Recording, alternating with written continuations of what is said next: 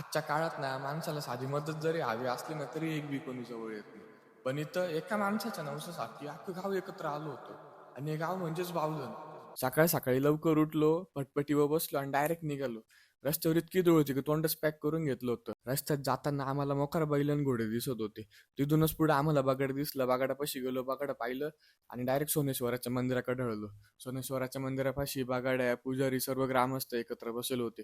तिथे एक छोटा चिमुकला पोरगा आला. वेदांत नाव होतं त्याचं. त्याने मला गुलाल वगैरे लावला. त्याच्यानंतर आपण बगाड्यासोबत गप्पा वगैरे मारल्या. आता मेन मुद्द्याचा विषय घेऊ. फाल्गुन कृष्ण पंचमी म्हणजेच रंगपंचमीला असतं बगाड.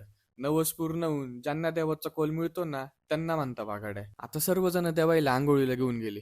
त्याच्यानंतर विधिवत पूजा झाली आणि बगाड्यांनी वस्त्र घातले. पालखीला 3 प्रदक्षिणा आणि बगाड्याला 5 अशा पूर्ण झाल्या. बाई पायाला ना मोकर चटके बसत होते, पण मग मज्जाही तेवढी येत होती.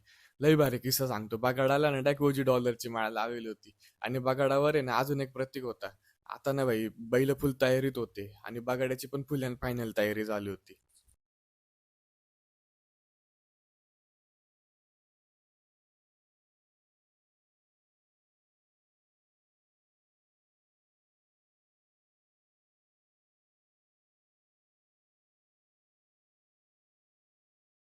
असेच तुम्हाला माझे व्हिडिओ आवडत राहिले तर फॉलो करा. काय करा?